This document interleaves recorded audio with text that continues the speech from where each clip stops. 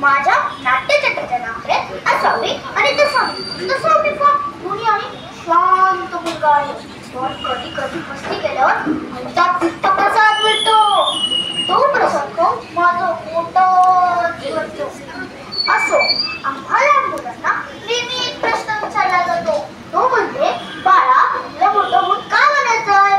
तसाच प्रश्न माझ्या मामाने मला विचारला, तुला मोठं होऊन काय बनायचंय? मग मी सांगितलं मला मोठं होऊन कलेक्टर बनायचंय. त्यावर मामाला कोण कलेक्टर? अरे बाबा कलेक्टर नाही रे, कलेक्टर IAS ऑफिसर बनायचं मला.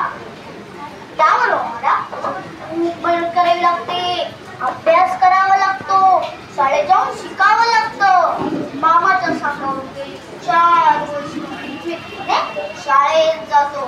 पण आता ही शाळेची कटकट कधी संपेल कोणाच ठाऊक. सकाळी उठल्यावर शाळेत जा, संध्याकाळी परत आल्यावर शाळेचा अभ्यास करा, रात्री लवकर झोपा, कारण की दुसऱ्या दिवशी परत शाळेत जायचं असतं. तरी बरं आहे मला रविवारी सुट्टी असते. काल माझी आई तिच्या मैत्रिणीशी बोलत होती, रविवारी सुद्धा शाळा ठेवली पाहिजे. कमाल आहे ना माझ्या आईची. शाळेत जाणं म्हणजे माझ्यासाठी लढाई सारखं आहे.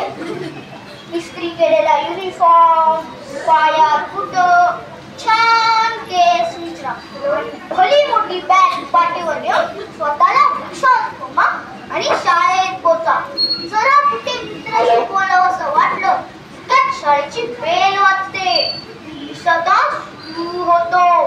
इंग्लिशचा स्पेलिंग माझ्या स्वप्नात पण पाठ काय होत नाही. आता ब्युटिफुल मग ब्युटिफुल काय आहे हा प्रश्न मी गुरुजींना विचारला, त्यांनी मलाच कुठलं. आता मला सांगा त्याच्यात माझी काय चुके?